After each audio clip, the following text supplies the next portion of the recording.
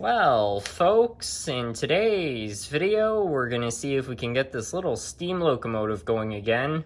I don't know anything about this steam locomotive. I don't know what kind of steam locomotive it is, or even who it's made by. If I were to take a guess, it's either a Lifelike or maybe a Revell, but I'm not 100% sure on that. So if you happen to know, please let me know in the comments, because I'm kind of curious. But in any case, the story with this engine is that basically my buddy Liam got it as a gift recently.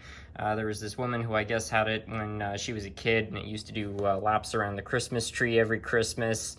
And then I guess she found out he was into trains and gave it to him. So he tried to test it out and it didn't run. And I'm not entirely surprised to hear about that, because just by looking at the wheels, you can see they're pretty dirty. So I don't think this thing would do a very good job at picking up power. And even despite that, apparently it wasn't really moving. So it clearly needs some work of some kind. So we'll see if we can get this thing kicking again. It looks like a pretty straightforward drive, so I don't think it's going to be terribly complicated, but who knows what awaits us. Let's get started. Let's go try to see what's happening if we put it on the track. Doing these tests can really reveal a lot about a locomotive. We can find out if it's actually picking up power or if it's got a short circuit. You know, there's a whole variety of different things that could be wrong with it. Anyway, we're going to give it some power and see if it will do anything. And I actually just saw it move a bit there. Well, it's trying to go. That's actually a lot better than I was expecting. Yeah, it's probably just a case that this thing hasn't run in a long time.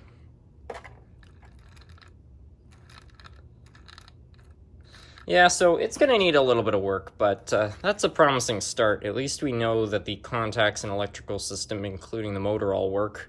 Well, let's go bring it over to the workbench and see if we can get it running well. So I'm not entirely sure how you're supposed to open this locomotive up, because in most cases you've got a screw up front which holds the boiler and chassis together, but there's no screw there, and the whole thing's holding together. So I don't know what the deal with that is.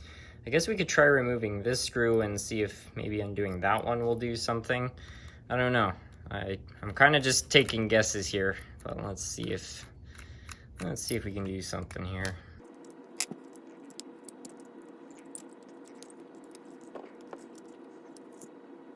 Okay, so far that didn't seem to accomplish anything. I don't know if maybe there's some clips holding this in place. I've only seen it once on Bachmann engines, but sometimes you can even have screws in the side here.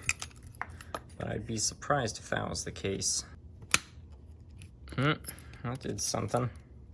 There's got to be some clips somewhere inside here that are holding this whole thing together, because I just don't understand how else this would all be holding together without it. Okay, I think we might be getting somewhere now. All right, and we're inside. Looks almost a bit like an Athearn motor, to be honest with you, and it's not mounted, but I think that's because I undid one of the screws down here, so that probably explains that. Anyway, let's have a look at this motor. Yeah, this looks a lot like an Athearn motor, but I don't know if Revell at one point might have been using the same kind of motor. To service this motor, we're going to unscrew this one screw right here, which I believe is going to allow us to remove this part. Yeah, that's fine. We can just remove it like that. Just let it hang there. The goal here is just to clean the commutator, and with all these different pieces of metal in the way, it just makes that kind of difficult. And yeah, we can just take this brush and clean up the commutator.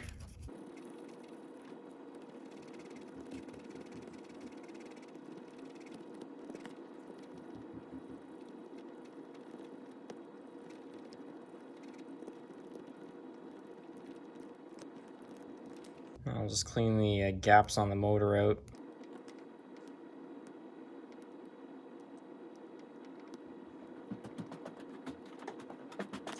Well, I think that that's all looking a lot better. So now what I'm going to do is I'm just going to put a bit of oil on each of the bearings. Well, I got this whole piece open right here. Be careful not to get any on the commutator, mind you. I'll just let that kind of soak in there. And that should be all right.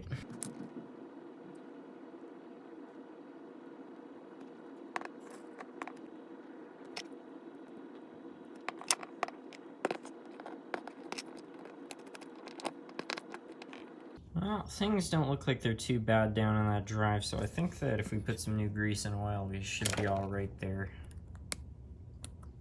Let's put a good coating right there. Get some grease in there as well.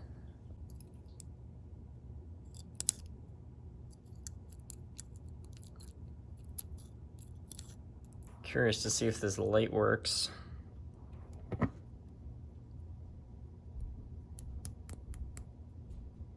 Well, I played around with this piece right here, so it's a little bit more secure, and you can see that seems to work fine now, so that's a good step in the right direction. Alright, I think we can put this motor back in, so we'll just get it in like that, and I just need to find the correct screw that goes in there. Got all the insulation pieces back in here, so now I can just put that through and tighten her down.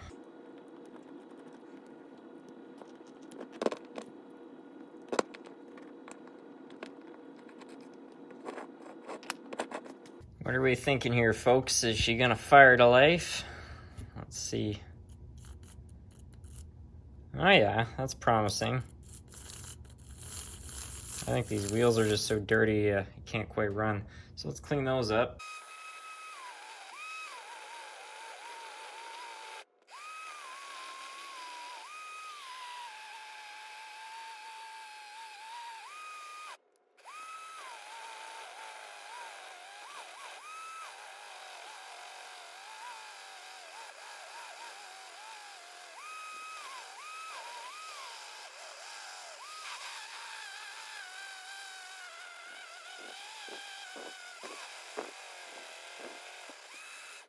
I think those wheels are looking all right.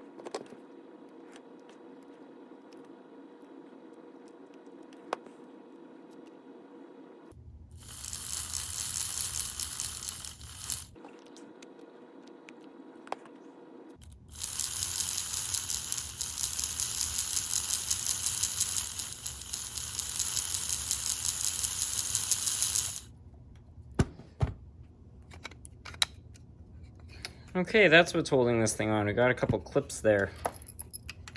Did not spot those in the beginning.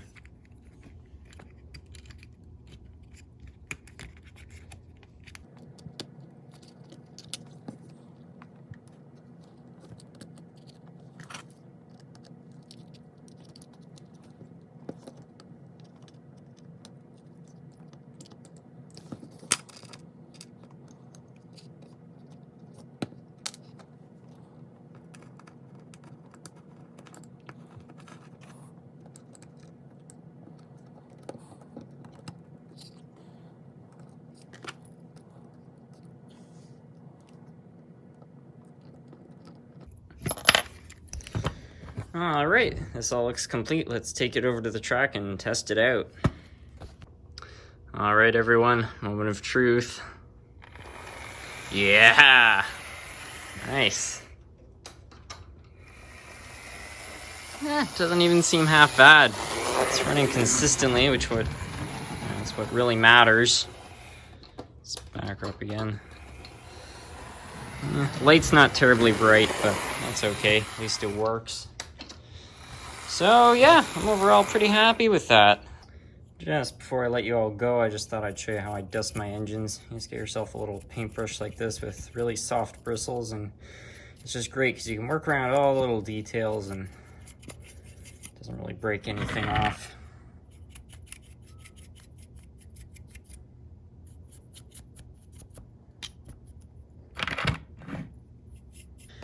Oh, that's looking a little better now. I was even able to mend the handrail because it had just gone into the cab, so I just pulled it back through, and it's not looking half bad in my opinion. So I'm pretty happy with how this engine turned out. Anyways, I hope all of you enjoyed, and with that, I'd like to thank you all so much for watching.